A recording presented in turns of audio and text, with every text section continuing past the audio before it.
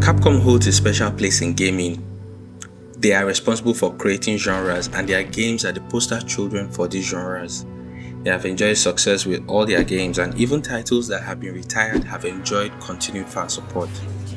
Capcom is also responsible for birthing some of gaming's biggest rockstar directors, whom have gone on to create some truly special games. All these things makes Capcom one of gaming's most influential publishers. But during the early 2010s, Capcom was in a very bad place.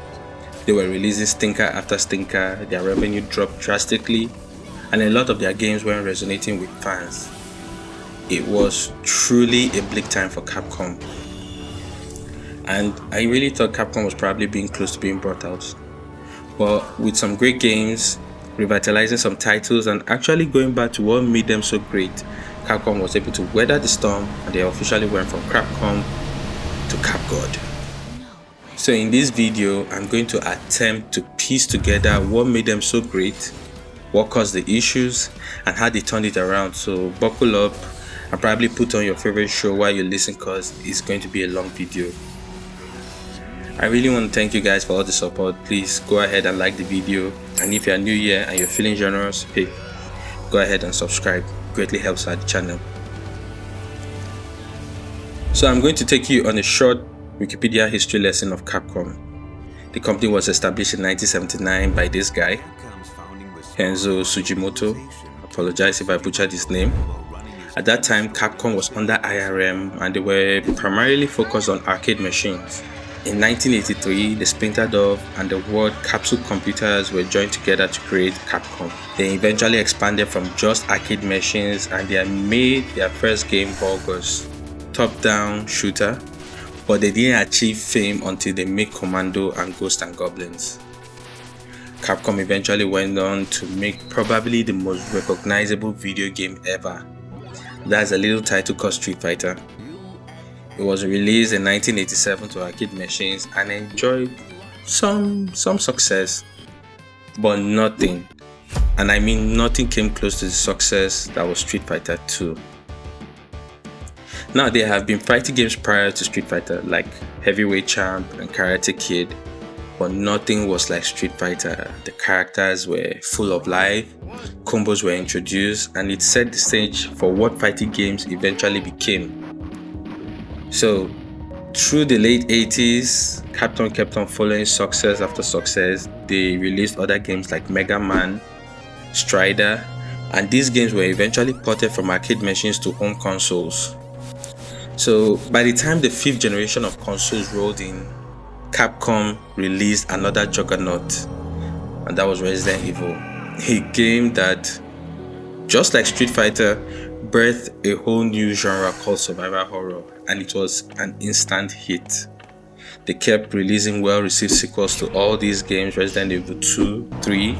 Eventually, all these games spanned on the entire cycle of the PlayStation 1. Once the 6th generation of consoles arrived, Capcom got up to another very strong start, releasing both Onimusha and Devil May Cry, both in 2001, and the latter became the first game to sell 1 million copies on the PS2. What do we need to do to bring Onimusha back? Like, Capcom, just tell us. We're ready to do it.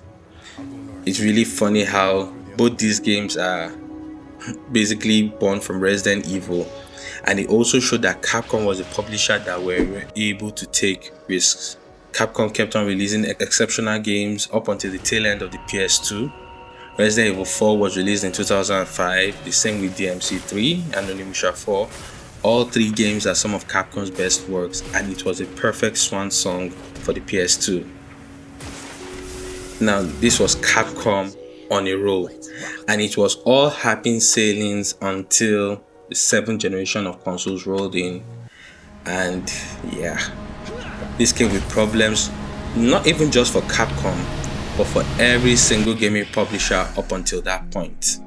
I really went through the history of Capcom so that I can understand that they never really changed, but the shifting industry forced their hand. The PS3/360 era was rough, especially for story-driven games.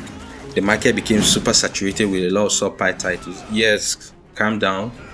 The PS3 did give us some truly great single player games, but for every great game, there were 5 subpar games, and it eventually turned people away.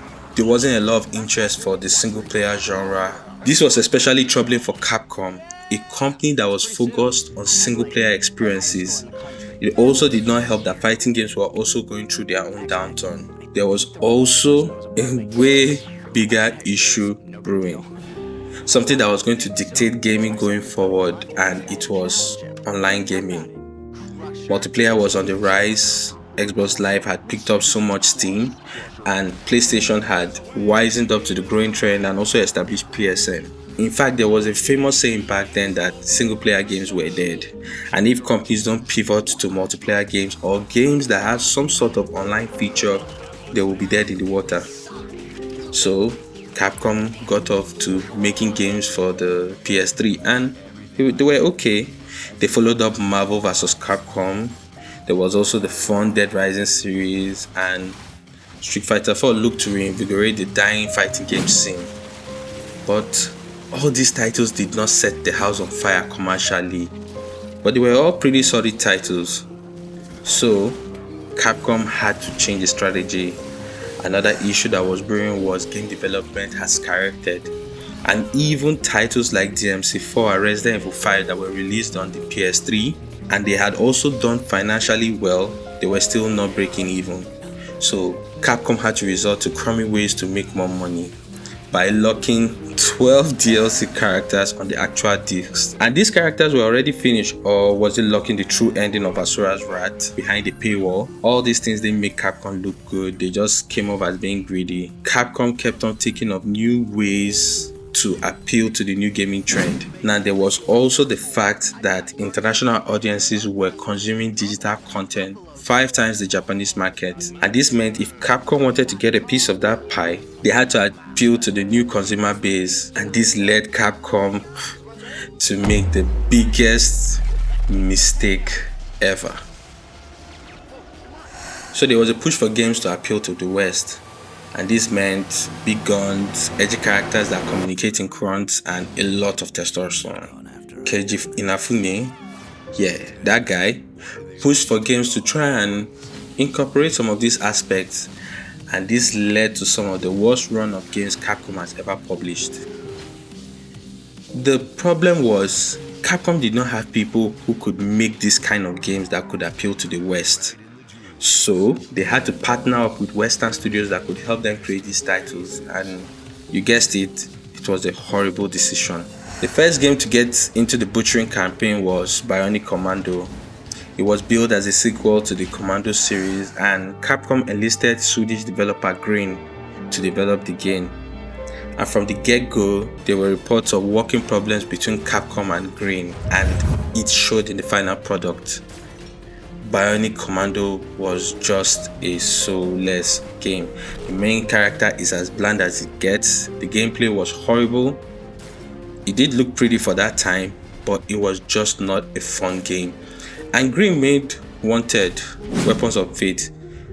That wasn't a great game, but it was a lot of fun. I really enjoyed playing that game. But Bionic Commando just had issues after issues. Not necessarily a bad game, but definitely a game that people saw it for what it was. It was just a publisher dipping their toes in a genre they have no business being in. But nothing, and I mean nothing, came close to what Capcom did next. The treatment Bionic Commando got was understandable. It was seen as somewhat of a new IP, so there was room for experimentation. But Capcom went ahead and gave one of their beloved franchises, and I mean one of their most beloved franchises, the Western revamped treatment, and that was the DMC reboot. Now, I'm going to put this out there. I did not hate the DMC reboot. I got it, played it, enjoyed it. But I could see all the issues: terrible environment, lackluster story, non-existent bosses, and of course, the biggest atrocity, the butchering of my son's namesake, Dante. Look how they massacred my boy. Yeah, I named my son after I have demon have angel, so Father of the Year goes to me.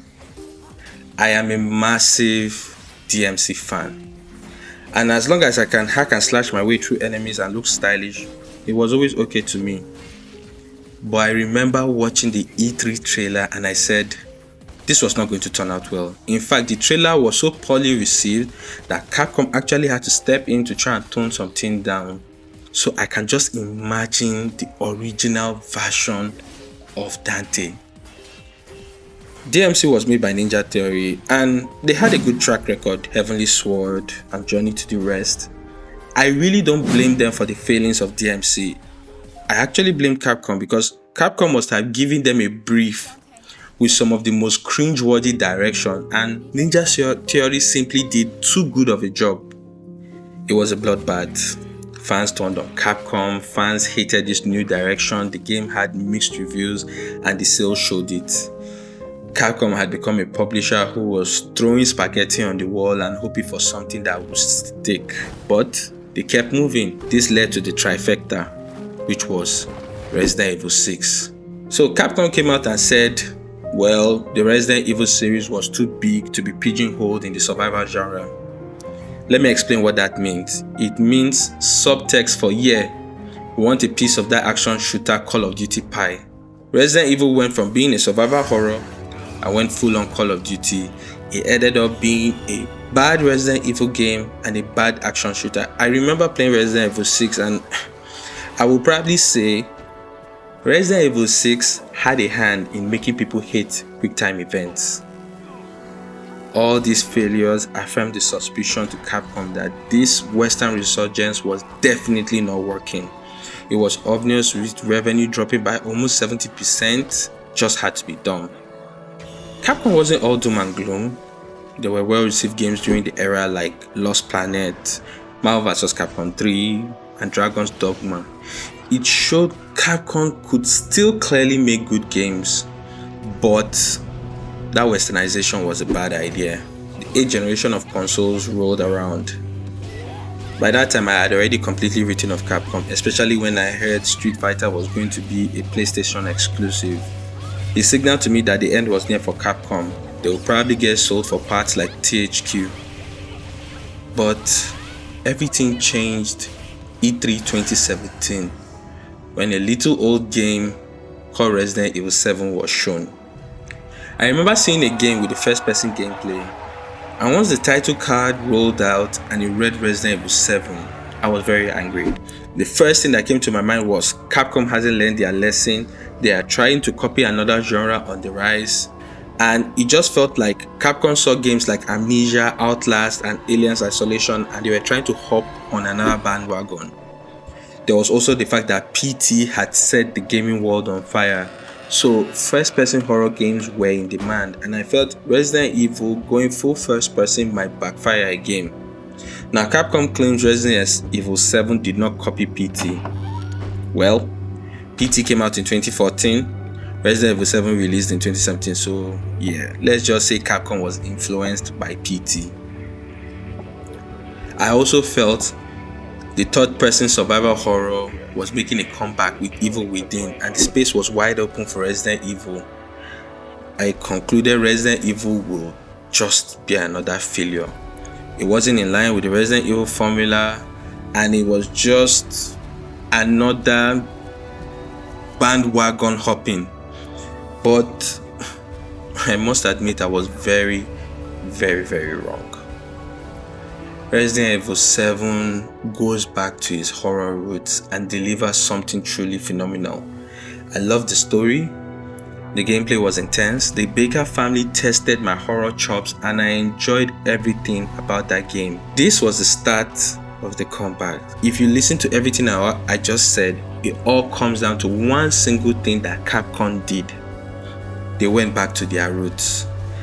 This sounds very vague, but Capcom understood what made their games great and they just gave that to fans. It was also a great idea to develop the RE engine, a brand new engine with modern improvements like anti-aliasing and volumetric lighting. It replaced the MT framework. There is nothing bad in using a third-party engine like Unreal or Unity. I myself dabble in the former, but an in-house engine helps a studio fine-tune to their specific needs. The RE engine has helped streamline production because every single Capcom game since Resident Evil 7 has released with this engine, and that's a little over 5 AAA games released in a span of 5 years. So yeah, the engine was very important to getting Capcom to where it is now. We also have to talk about Monster Hunter World because 18 million copies sold cannot be overlooked. Monster Hunter was such a global hit because it was made to incorporate the new fans while retaining its identity for the veterans, and this was the formula going forward. Every new release feels incredibly familiar with a modern twist. DMC5 was also an evolution for series. It stuck to the roots of the franchise while taking the next step for the series. Now I know there is always the itch for a long-running series to be rebooted and taken in a new direction. It's basically to keep players interested. We have seen it happen time and time again with titles like God of War and Assassin's Creed. And yes, these were successful, but there have been titles that have ran for years that understand how to involve the franchise while keeping the soul of the game intact. Capcom also released bangers of remakes that are just beyond incredible.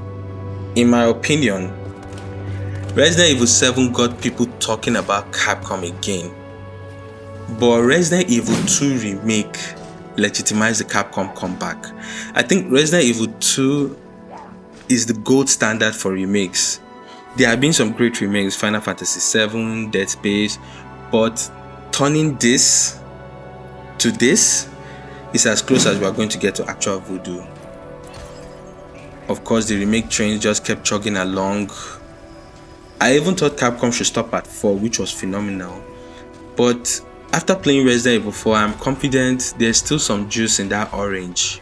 I might finally be able to play Resident Evil 5 without running around reviving Shiva, and there might still be hope for Resident Evil 6. At least by the time it's time to remake Resident Evil 6, my 15-year 2-console rule for remakes would have been met. If you don't understand what I mean, check out my video on the rules for remakes. It's up there somewhere. And then we go full cycle. The game that started it all for Capcom is the cherry on top of this comeback Sunday.